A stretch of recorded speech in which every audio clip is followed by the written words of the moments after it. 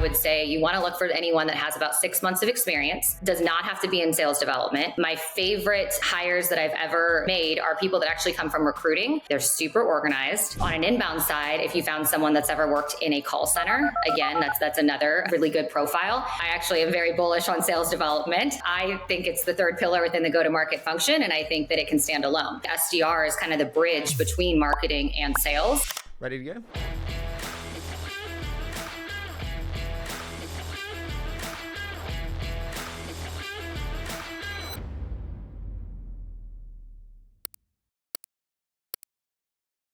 Ashley, I am so excited for this. So first, thank you so much for joining me today. Yeah, thank you for having me. I've been following along for a little while now and just feel very honored to be on the 20 Sales podcast. That is very, very kind of you. I always love to start with kind of actually the love of sales. I think it's often a moment. When did you realize that you loved sales and that this was what you wanted to do as a career and for life? I actually started my career working for NASCAR, which is probably a topic for a whole nother day. But world of sales, I started as an SDR at Zenefits. Very truth be told, I did not know what an SDR was. I thought I was going to be doing demos in person with customers. I was clearly very wrong about that. But I ended up falling in love with the top of funnel. SDR to me is just such a special role that is, both pipeline building, but also career development at the same time. And so I stayed on this side of the sales funnel. And within 3 years of Zenefits, I left as a director. And then since then, I've built out sales development orgs at different tech companies out of the Bay Area. So Lever, Brex, and now Rippling. So I guess you could say I'm a lifer for sales development. SDRs, traditionally it's sort of as like, respectfully, a grind and freaking hard. Career development, talk to me about that element. I would say the top AEs and best leaders that I've ever worked with have started their careers as sales development reps. So we do a lot of, I've always done this at all the companies I've been at, but we do a lot of promotion from within. So we promote SDRs into the account executive role, account management, into implementation. In fact, if you look at my org today, about a third of my SDR managers have actually come from the SDR role internally. So it's definitely a career trajectory for salespeople. I love that. So when we look at the incredible different companies that you've worked at and all that you know now, what do you know now that you're like, you know what? It'd be really helpful if Ashley had known that going into the first Zenefits SDR role. What I know now is that sales is very unpredictable. It can really test your patience and your sanity. And so staying even keeled is really important. And so what I think I learned was just focusing on the things that I can control day in and day out. And really two of those things are attitude and effort. And I think too frequently do people allow noise and excuses to funnel into whether they're an individual contributor or a sales leader or anything. But if you're going to be working for a startup that moves quickly, you have to be able to pivot to change and be adaptable to change. And all of that really does come down to the things that you can control, which is your attitude and effort. And to me, those are what I've learned over the years as the recipes of success. So funny on, I think SDRs and I think fundraising is the same, which is you've got to go from rejection to rejection with no loss of enthusiasm. You mentioned cold call. I just want to go straight to it. I mean, is cold calling still a thing? Is outbound still a thing in this way? Really, are we not past that, Ashley? Oh my God, it's like a trigger. It's a trigger for me. I think you know that. Outbound is definitely still a thing. I have over 200 of them that would definitely prove otherwise, or prove what I'm saying accurate. And so I think outbound is definitely changing, but everything in sales is always changing, right? I think if you're still doing the same thing that you were 6 months ago, you're not going to be successful. So to say that outbound or SDR is dead is a little dramatic. How is outbound changing? I don't really want to age myself, but when I first started doing outbound in sales, used a phone book, right? There's always different evolutions of outbounding. Then we moved into having email automation. I didn't have that when I was doing outbound sales, and that's just been the last few years. And then video prospecting became the next cool thing to do with outbounding. And now we have AI. And so I think there's always going to be evolutions within outbound, but at the end of the day, to me, the most important thing to remember is that there's no silver bullet. And I think where companies make a lot of these mistakes is that they get excited about the new shiny object and they kind of follow it like sheep. And then they put all their eggs in one basket. And that's when outbound and SDR starts to fail, is they take their eye off of the fundamentals of what makes it successful to begin with. The thing I worry about, I actually like outbound, and I think it's a craft when done really well. The challenge that I have is like with AI and a lot of the tooling that will allow for outbounding at scale infinitely, I worry that we'll have just much less appreciation for it because you'll be able to send millions of emails and the supply will be infinite. And so everyone will be like, oh, block, block, block, and too much noise. I agree with that. I think I've probably been one of the sales leaders that's been the most hesitant to adopt to AI. I do think where it will help SDRs though is eliminate a bunch of the busy tasks.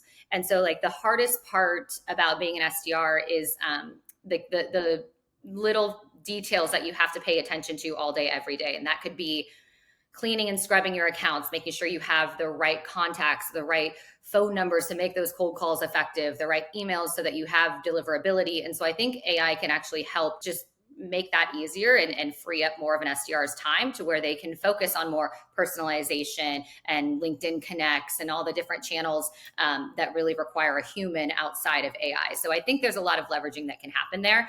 I'm interested when we think about like SDR accountability or where it sits. Should SDRs roll into marketing or should they roll into sales, do we think?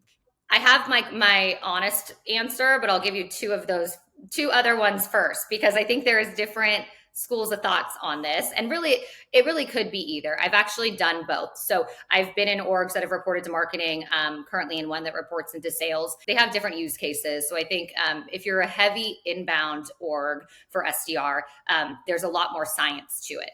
And being really tightly aligned with the team that's driving the funnel is where you have that feedback loop that is so important. And so when you think about an inbound funnel, you're thinking about what we call leads, we call MQLs, right, that are coming through, and then having to convert those into an SQL, which is essentially a demo set for an AE. And like I said, the feedback loop for the quality and the volume of those leads is so important. And I think if you have a big inbound org reporting into marketing, that makes it so much easier to do.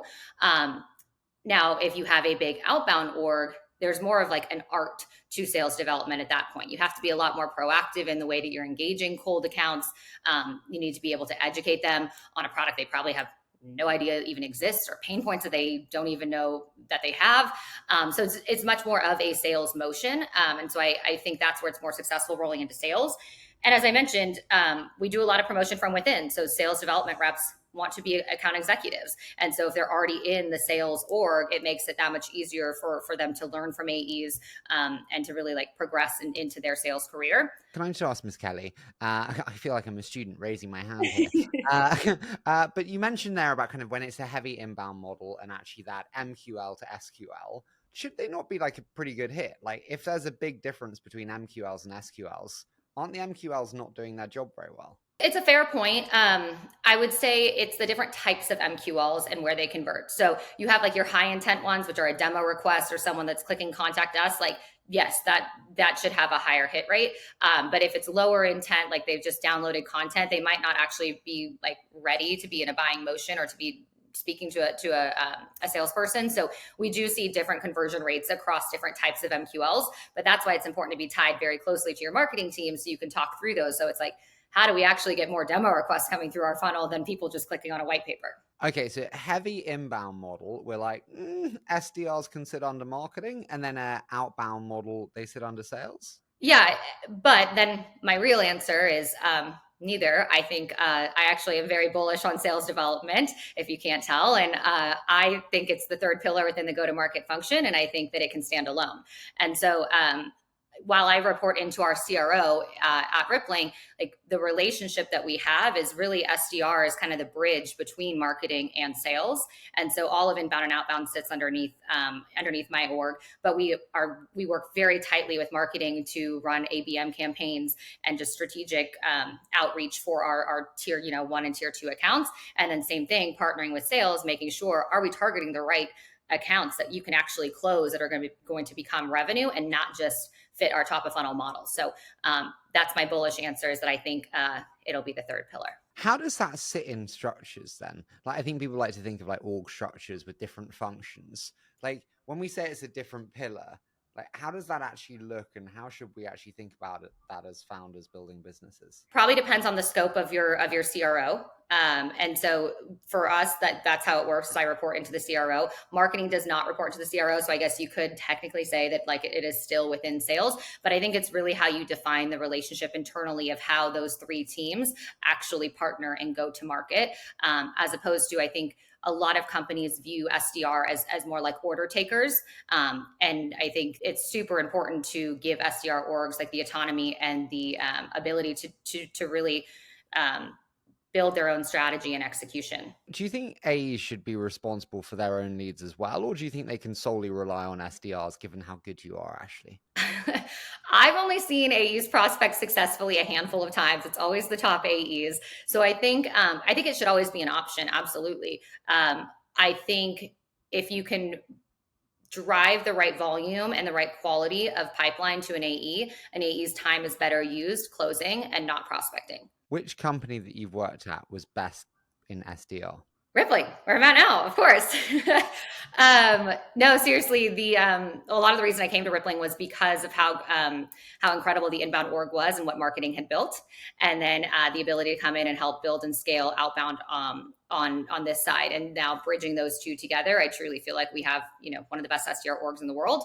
The volume that we're able to crank out while also supporting not just new logo sales, but we also dive into product. We also are in the customer base, helping with cross sell and upsell. And then you add all of our different regions internationally and different segments too. It's probably the most complex SDR org I've ever led.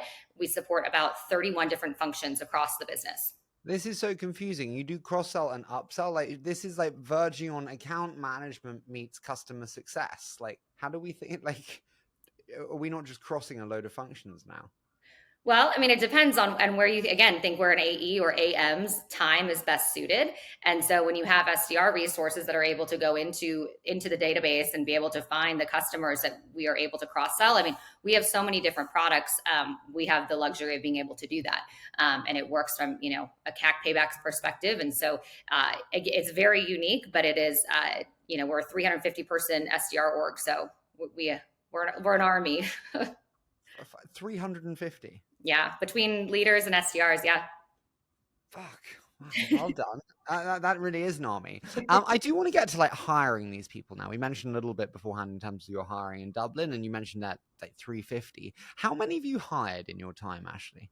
800 SDRs, I think, in the last decade, probably across all different companies. Yeah, I'd say Zenefits was the big one that we did about 250, and then now Rippling, obviously, with about 350, and 200 of those have been just within the last year.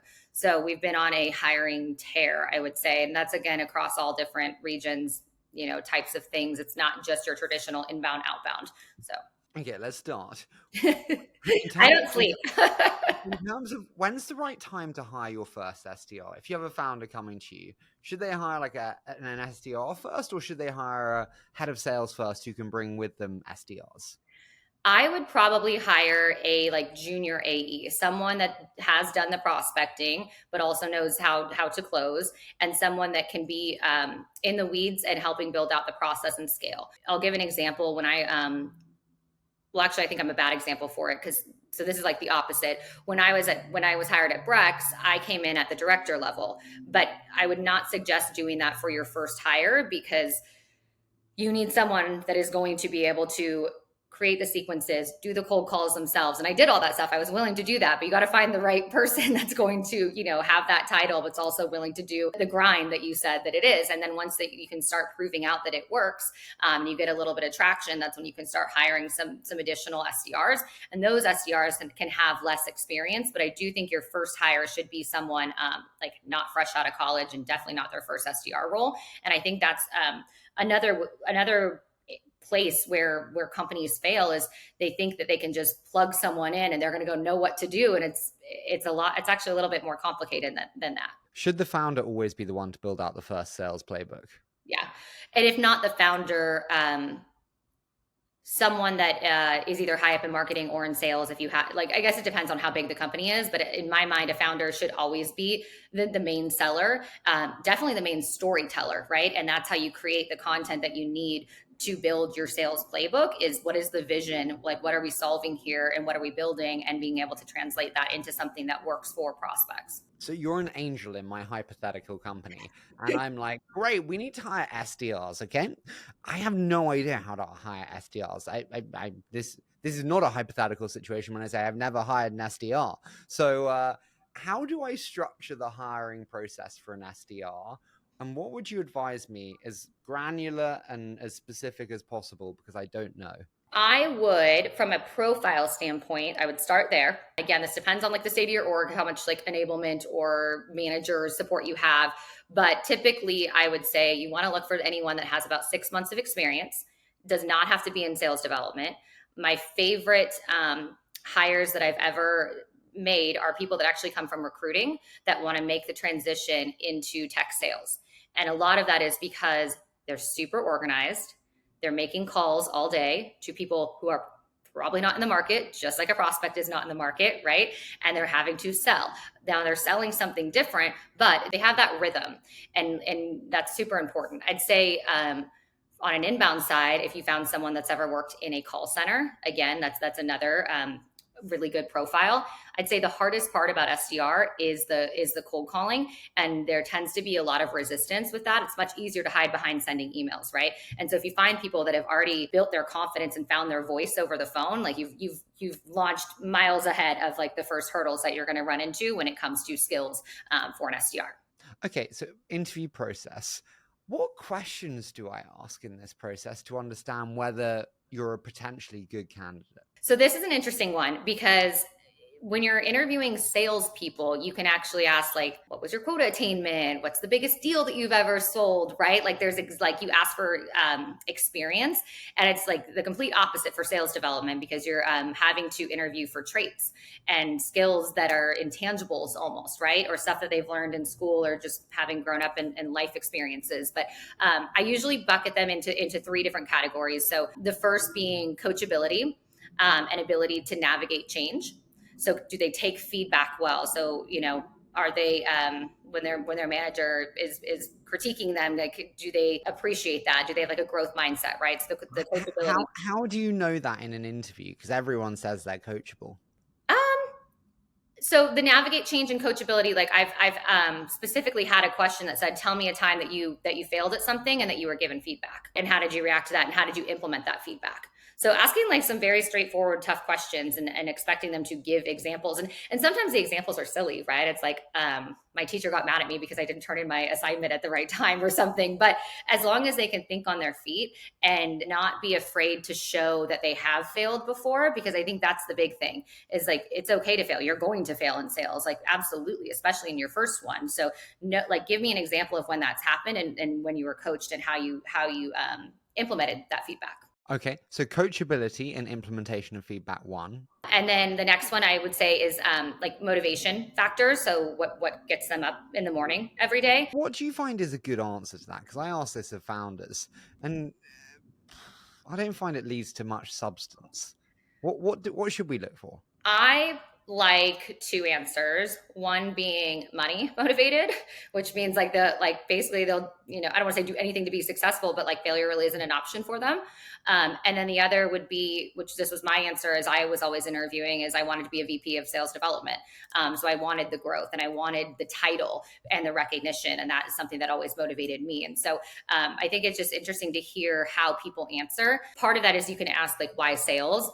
And I'll tell you the worst answer you can get is when someone tells you, well, because my dad or my mom was in sales and they think I'd be good at it. And I'm like, oh God, like you have no idea what you were signing up for. So like you have to really want it. And so I think there's like, some triggers. And again, after hiring 800 people, like you kind of figure it out very quickly who has the grit within them that can actually be successful in this type of role. And then the last thing would be organization skills.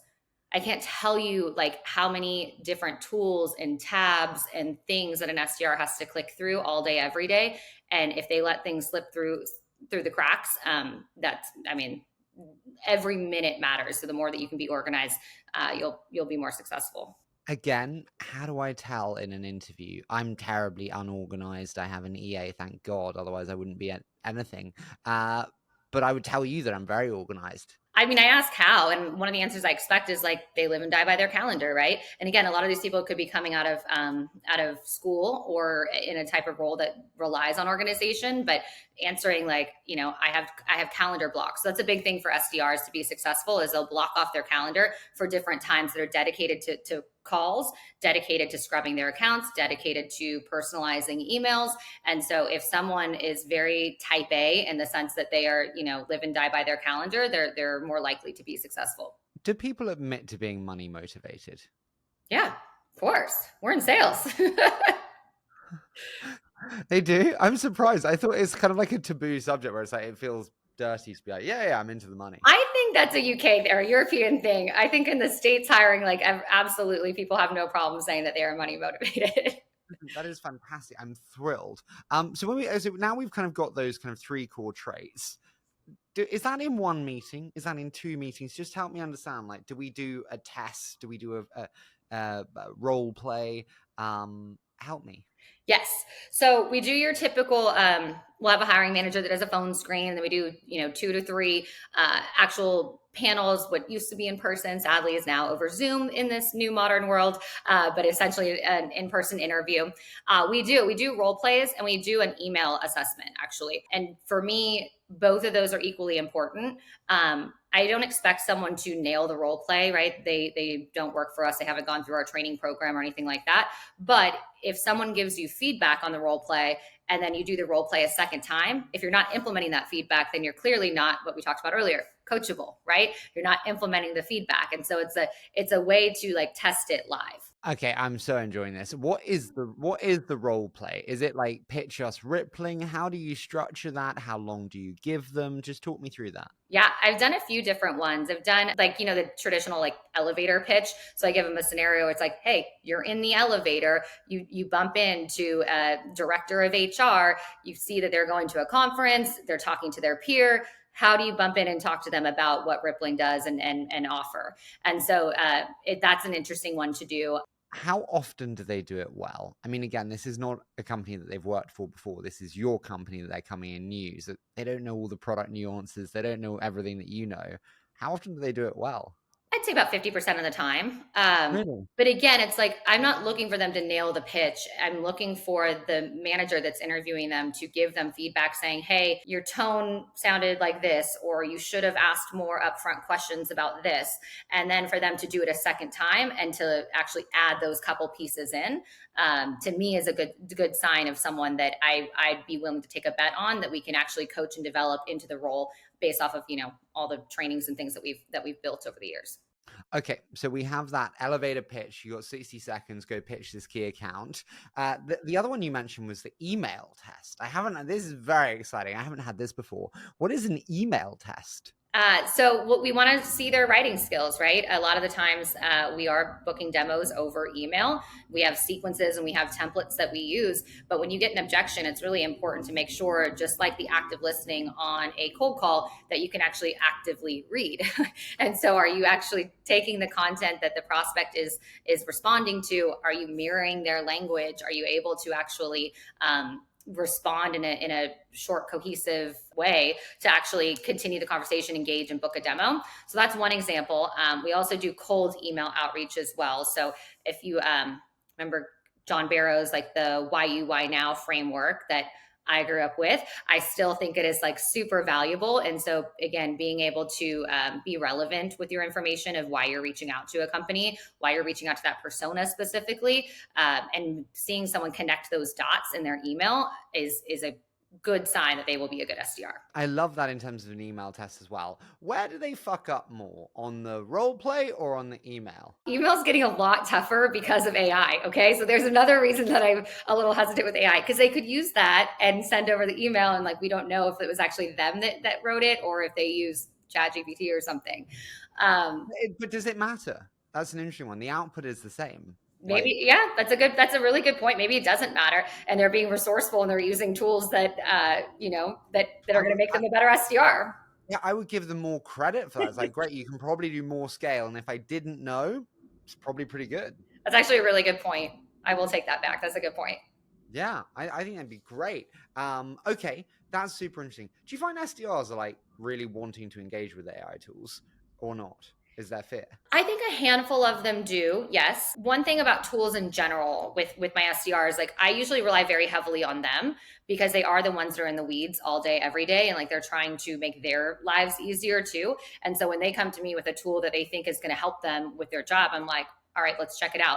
I'm way less inclined to be the one that's going to go look at the tools. And so I rely very heavily on my reps and their inputs of what they think is going to help them. We just started using Clay to help with personalization. So, and that's been like very recent. So I'm excited to see not only how it's like impacted our numbers, but how reps are liking it too.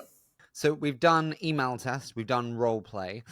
We want to give this candidate the job. Actually, got no idea how much to pay them, Ashley, and like how much should be in terms of like actual salary versus like bonus. How we should structure that.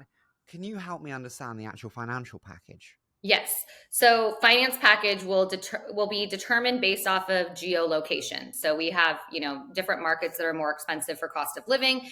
So those are a little bit higher of a total OTE. But as far as the comp structure, we do a 70% base salary, and then we do 30% based off of their variable, which is tied to their quota. And so their quota is based off of what we call stage 2 opportunities. So basically, a demo has been held by an AE. The AE has decided, yes, this is a director hire within one of our personas.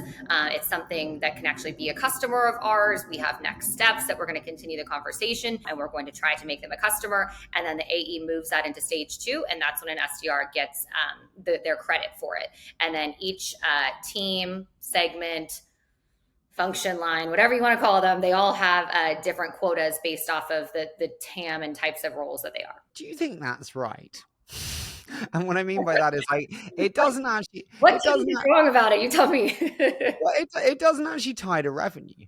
Taking a step back, your entire financial model should add up to revenue. I have done this before. I have put SDRs on a revenue model, and I don't know if Sam Blond talked about it on his pod session with you or not, but we did. We moved SDR onto revenue, but there's very few companies and very few examples of when it actually works. The reason it worked at Brex was we were highly transactional. Our deal cycle was 2 to 3 weeks, and it was GMV, so it was consumption based on what was being spent on the card. Very different than an ARR model, which in most SaaS companies is longer deal cycles, and SDRs aren't in the role that long, and they need to have a more transactional focus on their goals. And so that's why we do monthly S2s.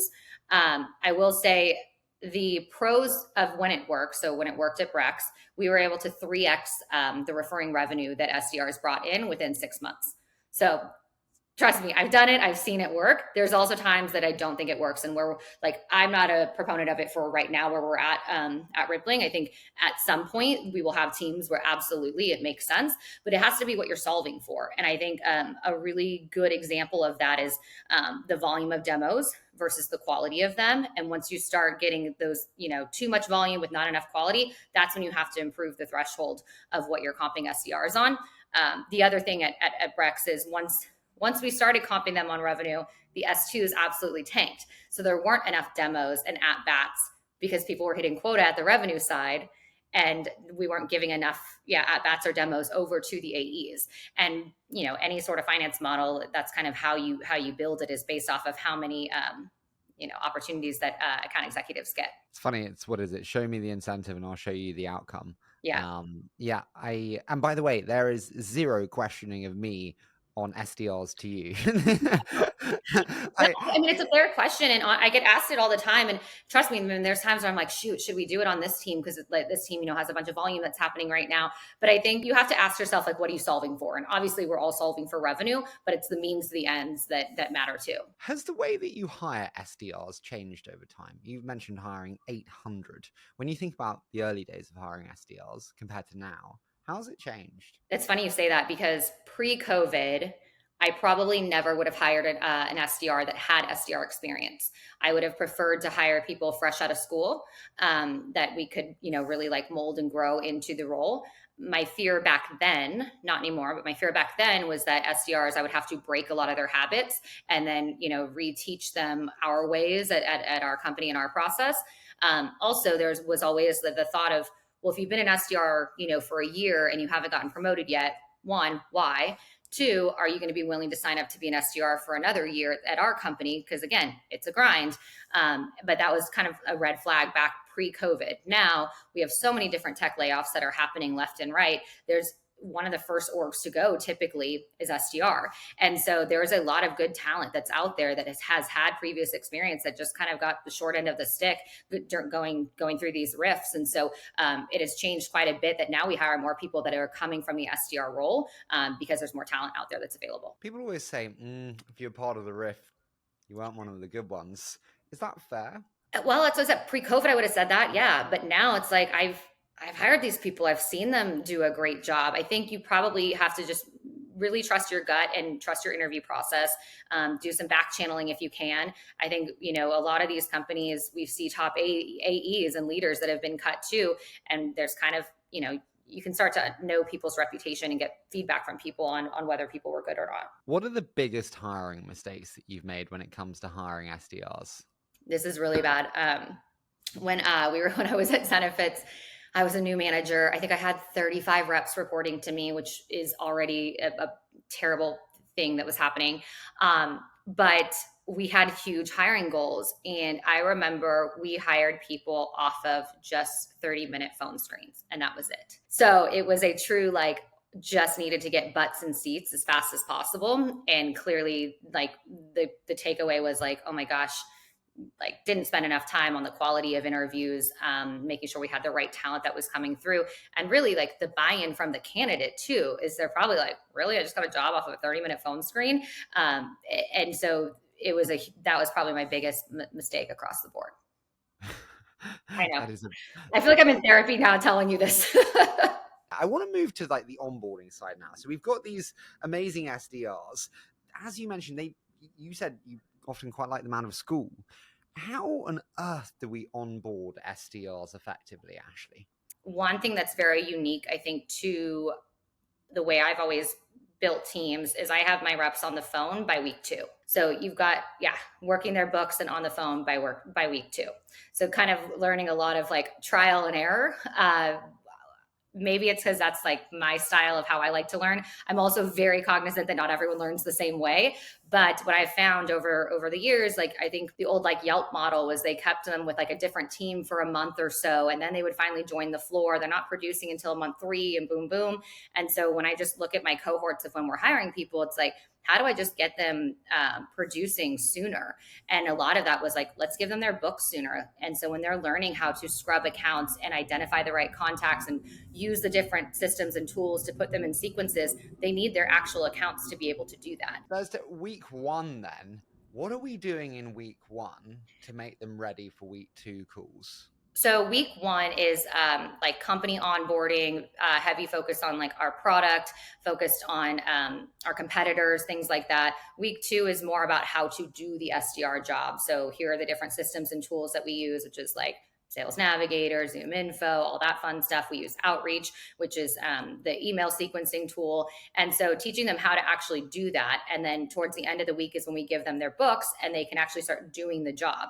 Now, I don't expect them to do the job at full scale in, week 2 or week 3, but we give them ramping goals. So they're on a ramping quota as well. So it actually takes them until month 4 to be on full ramp.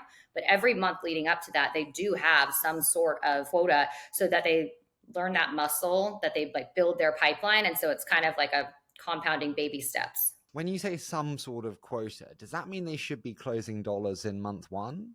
No, they don't know. So they won't be closing deals at all. So month 1, they're on, we just changed this. Hold on. So a full month's quota, if they're fully ramped, is 8 S2s a month. So on month 1, it's 2, and then the next month is 4, the next month is 6, and then they're on 8. So it builds up to that. How do you think about good numbers to set? This sounds awful, Forgive me for it. You like 4. That's 1 a week. Like, that's an awful lot of time for one S2. Like, So how do you, not wrong. You're not wrong. Trust me. Parker, my CEO, says the exact same thing to me. You're not wrong. But no, the reality of outbound is that it takes time for these things to compound and to start actually yielding results. So when you start working an account or contact, on average, it takes about 2 weeks for a sequence to start actually being effective. And so you're not really getting responses until, what I just said, they don't even start working them until their second week. Third week, they're putting them in sequence. Typically, it takes 2 more weeks for them to start getting like the real responses and start building that. And they're not even doing it at full capacity yet. So it takes time for this to like compound. So that's the main reason why. But to answer your question more specifically from like a data and science standpoint, is that we look very heavily at our account to S1 conversion rate and account to S2 conversion rate, and we look at that monthly. Well, I'm so sorry. Account to S1 is what, and account to S2 is what? I feel So like I'm like James Bond. So if I give you, let's say, 100 accounts, right, and you are working, let's call it 10 a day, I want to look at when you start working those 10 accounts, how long does it take for one of those to become a stage 1 opportunity and a demo? And what is the conversion of that cohort? Because that's how we know where to set a lot of our targets for S2s, is because we know how much we can convert these accounts into opportunities. I got you. Okay. There's a science and a method behind the madness, I promise. How does the targets differ on ACV? And what I mean by that is, like, if we're doing like, I don't know, PLG, kind of PLG but with expansion, but it's like small ACVs coming in, 5 to 20k ACVs versus big 100k ACVs. Does that differ our expectations on stages and what should qualify? It doesn't change stages of what would qualify. It would change quotas that we would set for people. So the lower the ACV, the higher number of S2s you actually need to be producing, right? Because it has to make sense from a CAC payback perspective. And so we do a lot of work. I mean, this is what my RevOps team focuses on all day, every day. And we make sure that the production of the SDRs is per rep production and they're hitting the number of S2s that they need to, because it has to make sense in the finance model. And so we look at not only number of opportunities that are being assigned to each AE, but win rates, ACVs, and then to your point, any sort of like product attach rates that could be like in addition to those, which actually always obviously helps the CAC. This is so much fun. So, okay, so fully ramped. No, really, it's great. Fully ramped. So we're like 4 months. Is that when we expect to be totally productive? Yeah. And we see some people sooner, absolutely. But like 4 months is like, from a modeling perspective, like that's what we expect is 4 months. How quickly do you know if you've made a mishire? Month 2. Month two? And it's not even usually based off of the S2 performance. It's usually based off of their ability to master the KPIs that come before that. So how many calls are they making a day? How many emails? We expect a certain amount of accounts and contacts getting into sequence. And so there's a lot of inputs that get to those S1s and S2s. And if they're not able to do the inputs, like that's a huge red flag, right? Like that's either, it goes back to what I said before, that's either like effort, or like there's a reason it's not happening. It's not, hard to accomplish those things. Do you really see the difference between good and great very early? Yeah.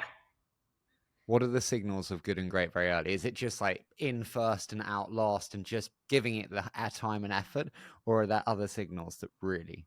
For people in office, yes, and people that are like have a good presence on the floor and everything, making their calls at their desk versus going and hiding in a phone booth, out of fear, is one easy one. I personally love and I meet with all the new hires when they first start. I do like a welcome thing with them. In fact, I'm doing one today, and I always tell them my calendar's open. Like, come find time with me. Like, let's meet, talk. I'm happy to help. And the ones that immediately put time on my calendar, I swear, are the ones that end up being successful. And it's not because of anything I did, like, at all. It has to do with like their proactiveness and the fact that they actually give a shit about their career, and they want to meet with the VP and see what they should be doing in order to stand out. And like, those are the ones that tend to be top performers. How do you manage morale when they're not hitting? When it's just, maybe it's a hard market, maybe people aren't buying, I don't know why, but people are just down. How do you manage morale? It's hard.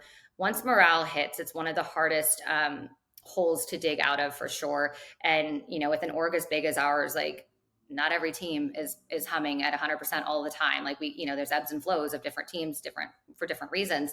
But I think it's like, one, you have to like wrap your arms around them. You need to get like very close and like make them understand that like you are here to help them be successful. And then really hyper focus on the basics. So going back to those inputs, like let's celebrate the small wins. Did you get to your 70 dials today? Great job. You connected with how many people? Awesome. You had a conversation with the CEO. How did that go? Let me hear the recording and I'll give you some feedback on it. So it's like, it's getting as close as you can to the business and as close as you can to the people, and just working on improvements day in and day out. It's one of the hardest things to overcome, though. We also try and do fun spiffs and offer like, rewards and competitions and stuff where it might not be based off of like the S2s, which is like the monthly goal, but there's daily and weekly ones that you can win. And again, it's all compounding things that build. What would be an example of that? Because I like actually shorter term goals. There's a brilliant Tim Minchin speech, and he says, Americans are to blame for our big dreams. We should have short term micro ambition that we chase with passion. And I like that a lot. I do too. And that's why I love SDRs. It's a daily function. Like I could have a rep right now at the 22nd and they're not even close to target, but we still have at least 6 days of selling that we can like make an impact on this month and they could get to their quota still. And so that's the cool part about SDR. Like sales is very different, right? Like can take months for deals to progress. But an example of it, we've done a lot of spiffs that are what I'll call a fast start. And so we'll want people to get, halfway to their quota by week 1 of the month.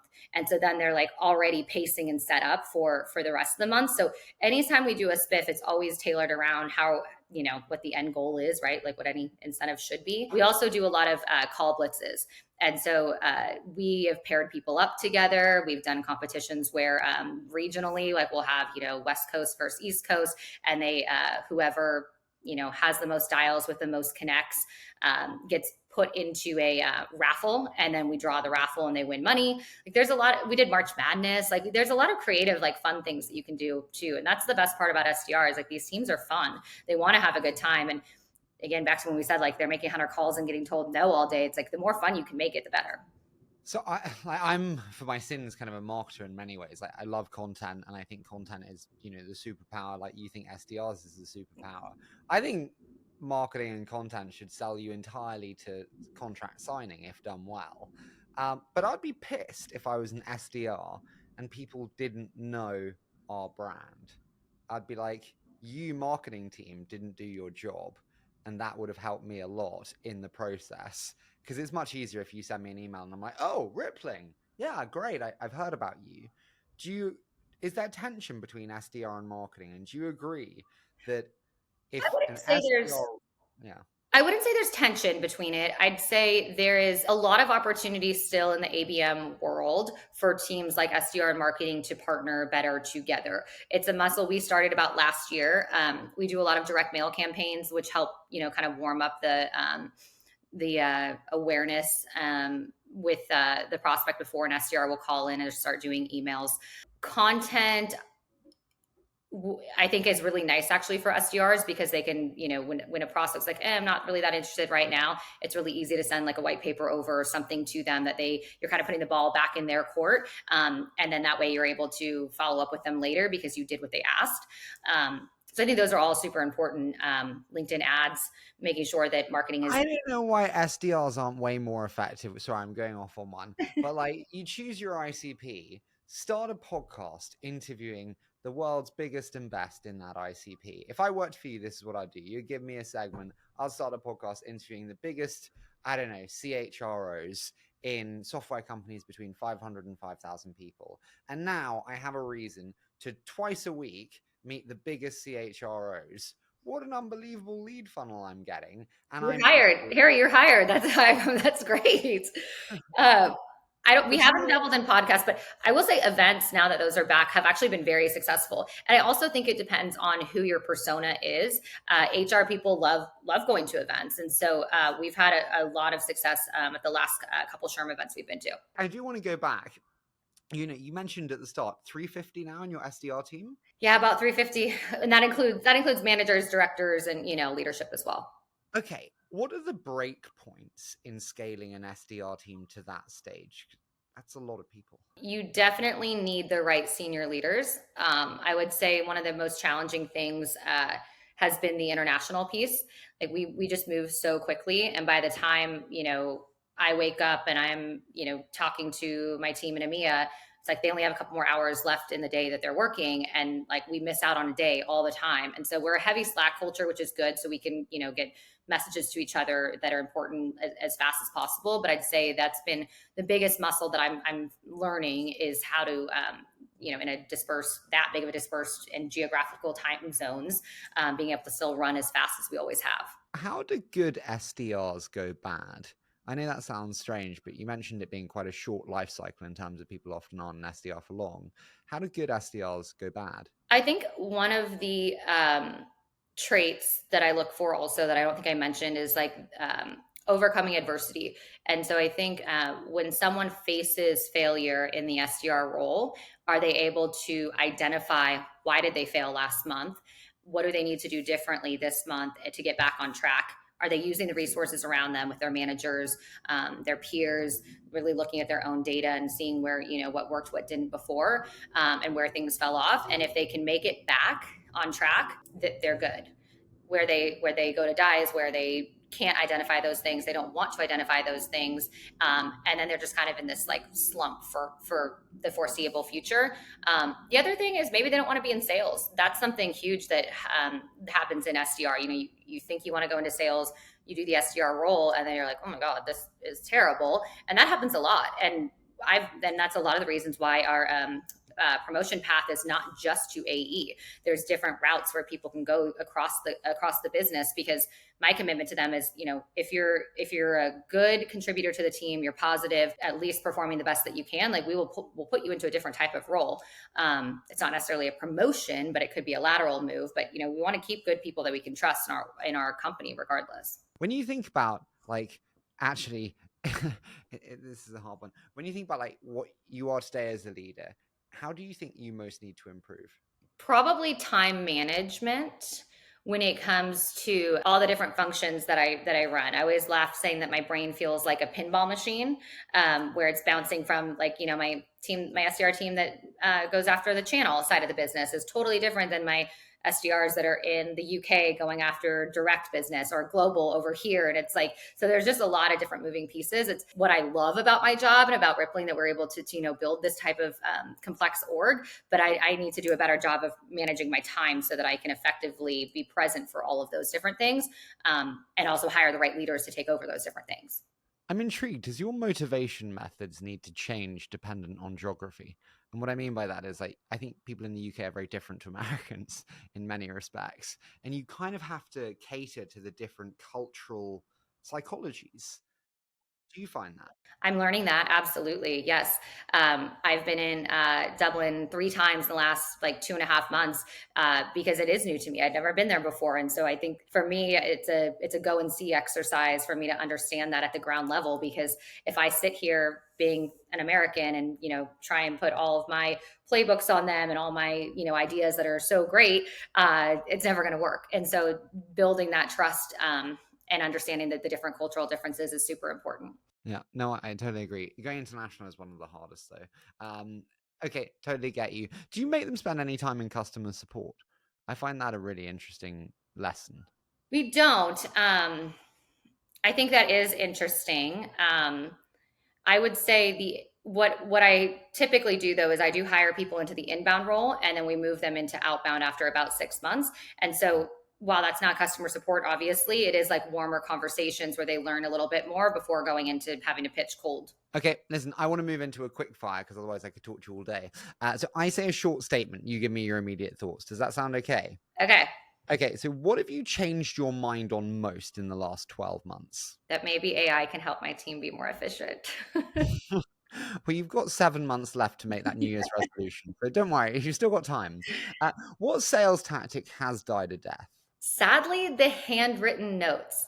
That was something I used to love doing when I was in sales, but I feel like not a lot of people are in the office anymore. And so it might be more of a waste of time than it used to be. And I think it's died out. Are you not in the office with your team? I'm not. No, I'm in Dallas. My teams are all around the world. And so it's actually easier for me to hop on a flight and zip to all the different offices, which I do about once a month. Everyone's like sales remote. That's the one that's so hard. That's the one that doesn't work remote. What do you say to them? It's easier in person, that's for sure.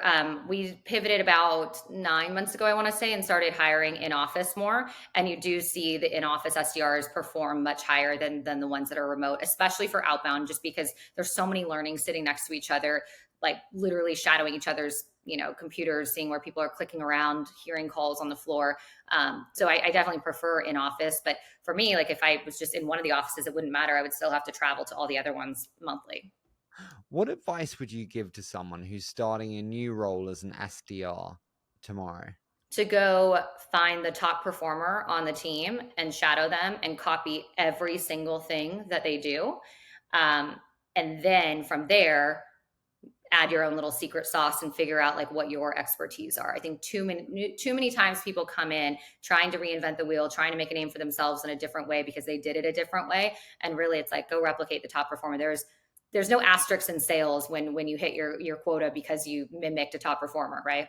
How do the best SDRs use sales recordings to be better? Individual funnel metrics. So how many calls did they make? How many connects did they have? How many of the connects were they able to book demos? And being able to use data to then work with their manager or enablement on the coaching side of it. So leveraging the science and the art of sales development. What would you most like to change about the world of SDRs? The stigma around it. I'm so sick of hearing what's dead and what's not. I think every market and industry is just very different. I take it personally just because I'm so bullish on SDR when they say that it's dead. So I think just the stigma around it. What advice are SDRs often given that you think is bullshit? Actually, so there's one where AEs push back a lot, saying that the SDR needs to go do more qualification and needs to go, warm the deal up more for them. And I think to me that's BS because if I'm a good AE, I want to take any conversation that someone at one of our top accounts is willing to have, and I want to be that person having that conversation versus an SDR that we really haven't trained or coached to have those conversations quite yet. Yeah, I get that. Tell me, what's the kindest thing anyone's done for you? Hire me. No, but I would say hire me and giving me the autonomy and trust.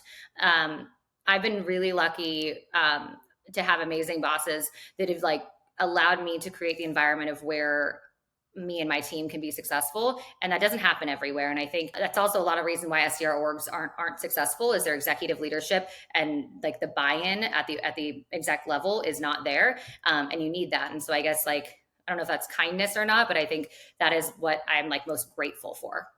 Who is the best boss you've worked beneath? Oh my gosh, don't make me answer that. What? That's allowed. Okay, so I work for Plank now. Absolutely love working for Plank. And then Sam Blond was the other boss CRO that I worked with, and those are the two that I think of most frequently when that have helped grow and develop in my career. Which one? I'm not answering that. You can. Matt's coming on the show, and we've had Sam on the show, so it's equal. Ask them who their favorite sales development leader was. I'm not getting an answer, am I? Okay, help me out here. 10 years time, where does Ashley want to be then? I will be a chief sales development officer. I think that sales development will sit at the executive level within 10 years. Bold. We're doing this. I love it. Ashley, thank you so much for putting up with my meandering. I've loved this. This has been fantastic. Good. Well, I've had fun too. Thank you so much for having me on. And hopefully some people got to learn a little bit more about sales development and either like some high level or tactical stuff they can walk away with.